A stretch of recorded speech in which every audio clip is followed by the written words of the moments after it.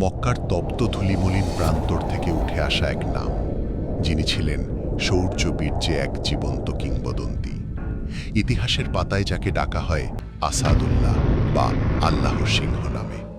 তিনি আর কেউ নন, তিনি হলেন সেই খোদা হযরত আলী ইবনে আবি তালিব রাদিয়াল্লাহু, যার হুঙ্কারে বাতিলের তথ্য থরথর করে কেঁপে উঠত, যার তলোয়ারের ঝলকানিতে মিথ্যার অন্ধকার দূর হয়ে যেত।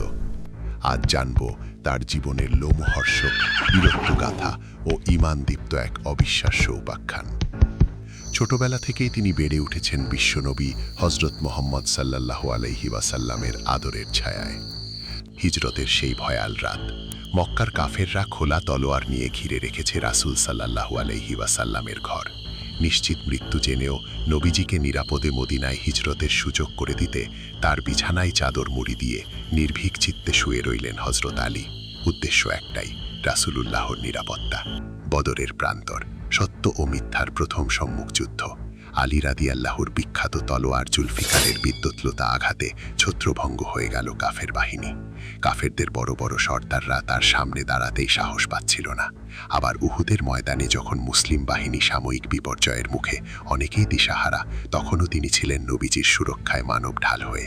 বৃষ্টির মতো আশা তীরের আঘাত নিজের শরীরে নিয়েছেন, কিন্তু নবীজিকে রক্ষা করেছেন। ইসলামের প্রতিটি বিজয় গাথায় তার তলোয়ারের অবদান ছিল অনস্বীকার্য।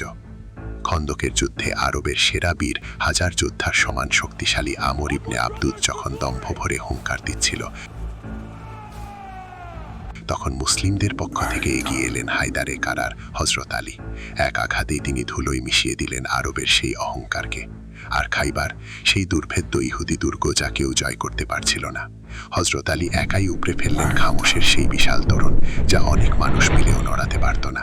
সেদিন তিনি প্রমাণ করেছিলেন ঈমানি শক্তি লোহা ও পাথরের চেয়েও বেশি শক্তিশালী। তিনি শুধু যুদ্ধের ময়দানেই সেরা ছিলেন না, জ্ঞানের কলমেও তিনি ছিলেন অপ্রতিদ্বন্দ্বী। স্বয়ং রাসূল সাল্লাল্লাহু আলাইহি ওয়াসাল্লাম বলেছেন, আমি জ্ঞানের শহর আর আলী হলেন তার দরজা।